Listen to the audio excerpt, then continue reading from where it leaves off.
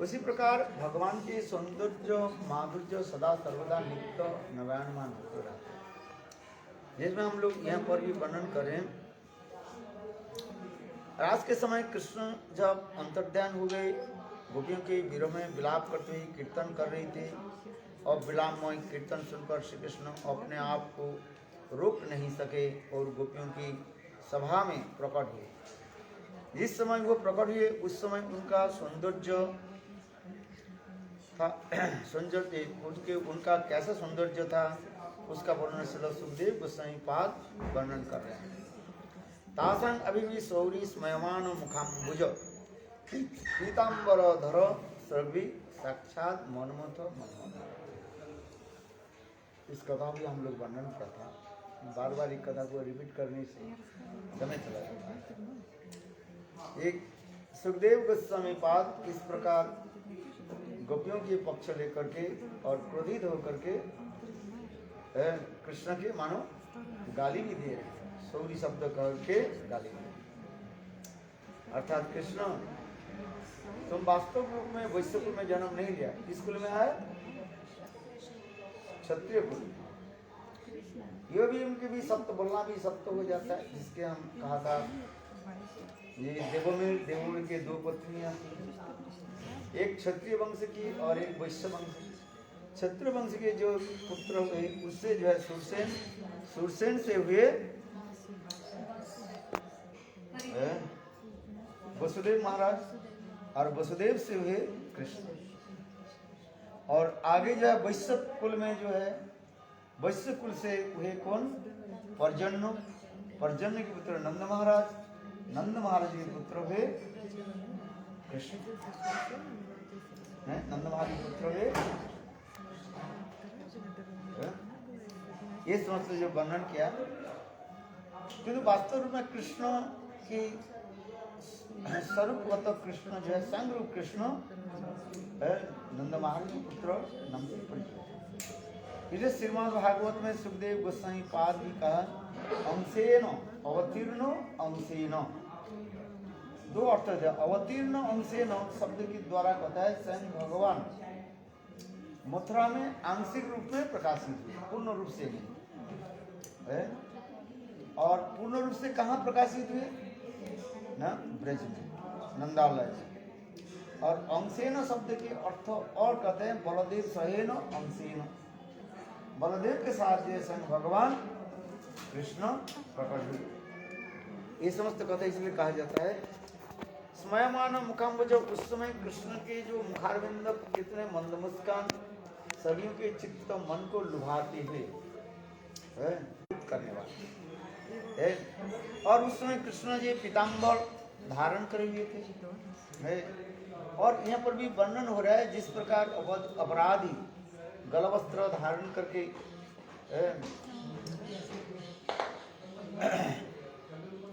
विचारक के सामने उपस्थित होते हैं, उसी प्रकार कृष्ण मानो अपने को अपराधी मान करके पीताम्बर के यानी गलवस्त्र के धारण करके उपस्थित है। अथवा यह भी कृष्ण दिखाना चाहते हैं कि कृष्ण अति द्रुत गति से जब वह ब्रजगोपियों की सभा में जब आए, कहीं उनके पीताम्बर नाम गिर जाए, खो जाए, इसलिए पीताम्बर के उन्होंने बहुत कष्ट करके उस गोपी समाज में प्रकट हुए।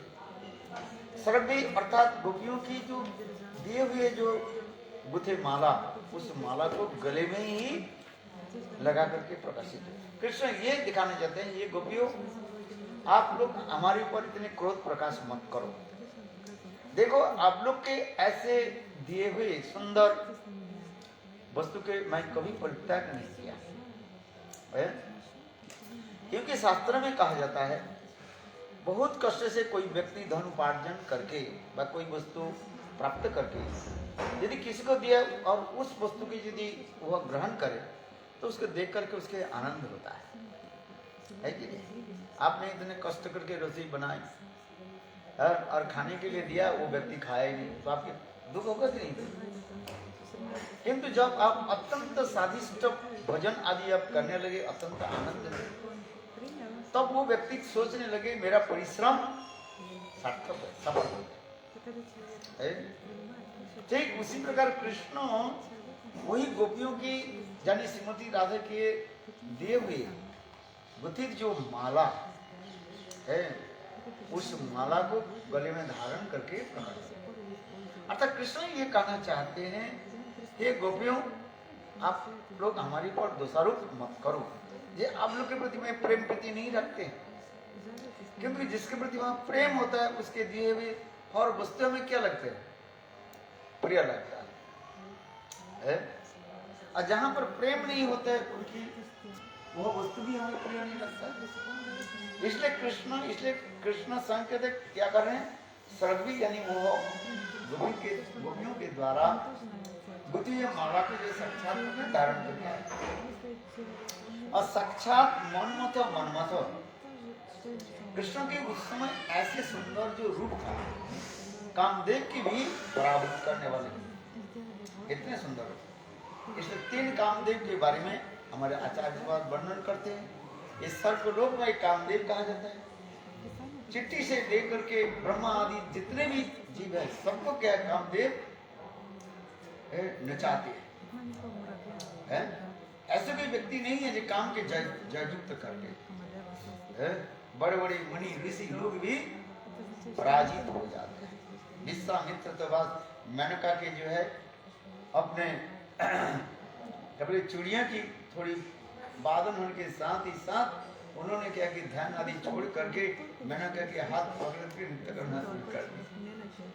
ब्रह्मा जी अपने बेटी संध्या के ऐसे सुंदर रूप देख करके स्वयं धावित होने लगे। शिव जी मोहिनी के रूप स्वयं भगवान विष्णु की जो मोहिनी रूप जो है उस मोहिनी रूप के देख करके शिव जी भी दौड़ने लगे। ये समझते वर्णन होता है। नारद ऋषि भी भगवान के ऐसे सुंदर रूप आदि देख करके भी मोहित हो जाते। इसलिए ये कहते हैं कि संसार में ऐसे कौन व्यक्ति है ये काम के पराभूत कर सकते हैं, कोई नहीं कर सकता। इस संसार इसी की कहते हैं जिन कामदेव कहा जाता है। दूसरी जो प्रद्युम्न जो है उसकी भी काम कहा जाता है, वो द्वारका में है। और अपरागित कामदेव स्वयं भगवान बैजनाथ है। इसलिए प्राकृत कामदेव स्वर्गीय जो कामदेव उसको तो त्याग देना ही चाहिए। और द्वारका जो कामदेव प्रद्युम्न जो है वो मूल कामदेव यानी कृष्ण के ही कहा जाता है, प्रकाश विग्रह कहा जाता है। ये समस्त बहुत वर्णन शास्त्र में दिया गया। इसलिए यहाँ पर भी कह रहे हैं कि कृष्ण जब वह गोपी समाज में जब प्रकट हुए कहते हैं क्या, साक्षात मनमथ मन की मथित करने। इसलिए चैतन्य चैतामृत में चोरी गोपी मनोरथे मन मथे नाम धरे मदन मोहन। भुवन मोहन रूप मनमोहन जो रूप कृष्ण के जो है वो रूप के वर्णन करना किसी के संभव नहीं है। कृष्ण के सर्वश्रेष्ठ जो रूप कहाँ प्रकाशित होते हैं, हमारे सनातन गोस्वामी पाद विरत भगवतामृत में ग्रंथ में वर्णन करते हैं। भक्त के वैशिष्ट के अनुसार भगवान की सौंदर्य माधुर्य की वैशिष्ट हो जाता है। भक्त जैसे होते हैं भगवान वह स्वरूप उनके निकट प्रकाश करते हैं। भगवान के जितने भी विग्रह वैकुंठ से लेकर के अयोध्या द्वारका मथुरा अथवा गुरु वृंदावन ये समस्त विग्रह में कोई भेद नहीं है। ईश्वरीय भेद माने लिए है तो अपराध। ईश्वर भगवान एक है, एक में वो परम तत्व एक ही परम तत्व है, किंतु भक्त की सौंदर्य माधुर्य प्रेम तत्व के अनुसार भगवान उस स्वरूप के प्रकाश आदि करते हैं। वही कृष्ण वर्णन श्याम सुंदर वैकुंठ में नारायण के रूप में प्रकाशित होते हैं, चतुर्भुज रूप में। क्यों वहां पर उनके परिकर उसी प्रकार विचक्षण आदि वहां पर परिकर है। और वही कृष्ण जब अयोध्या में रामचंद्र के रूप में प्रकाशित होते हैं, वहां पर उनके परिकर होता है क्या, विभीषण आदि से लेकर के हनुमान आदि ये सब उनके परिकर माना जाता है। श्रीनाथे जानकी नाथे अभेद परमात्मा तथा भी राम कमलोचन मम सर्वश्रेष्ठ जीवन। हनुमान जी कहते हैं मैं तब तो जानता हूँ, हनुमान जी कहते श्रीनाथ और जानकी नाथ में कोई भेद नहीं है, तथा भी राम कमलोचन मम सर्वश्रेष्ठ जीवन है। तुलसीदास एक मथुरा में पधारे, हम लोग उस दिन बता रहे थे ना,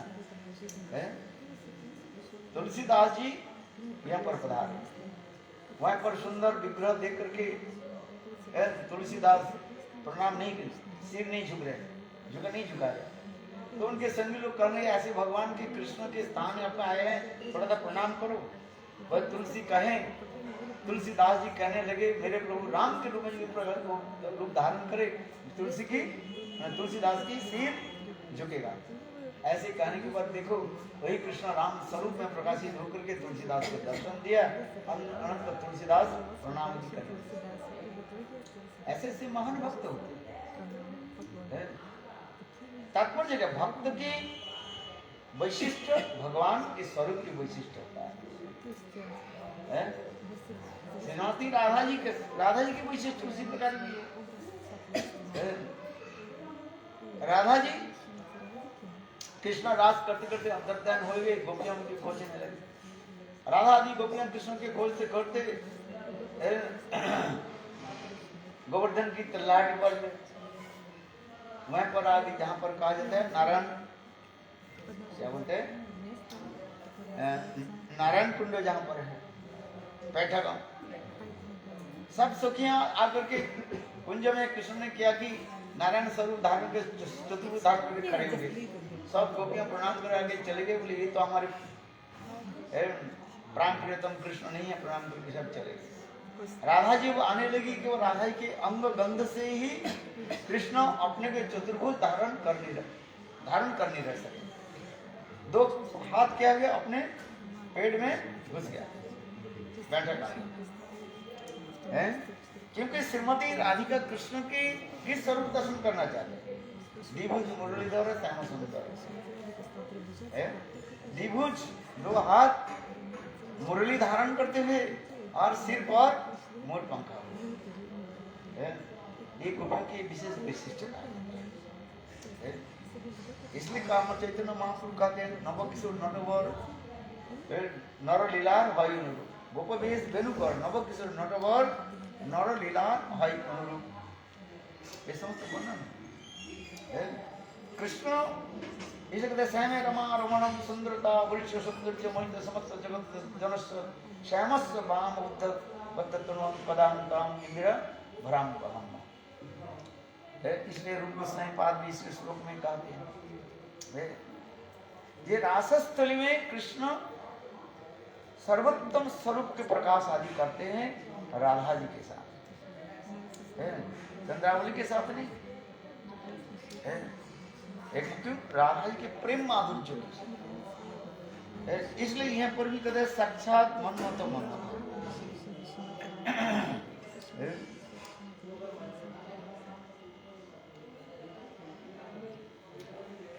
यहाँ पर भी कहते हैं सुखदेव गोस्वामी ने गोपियों की भाव के विवाहित होकर अपने बाह्य स्वरूप को भूल गए।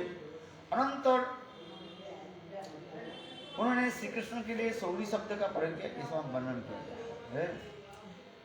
यह से वर्णन करते करते यहाँ पर करें देखो कृष्ण गोपी समाज में जो प्रकटित हुई है वो भी आगे जाके वर्णन कर रहे हैं।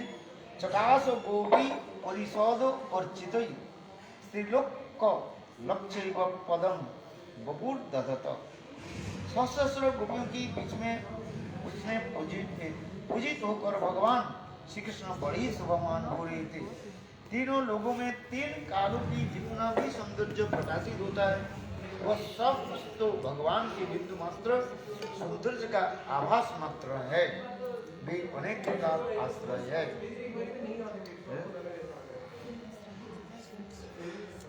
आज कुछ दिन मैंने भी कहा था गोपी समाज में जगह पर रख करके और अत्यंत सुंदर रूप धारण करके बैठे हो, और उस समय गोपियां के दिए हुए सुंदरी पर आसन लगा कर बैठे।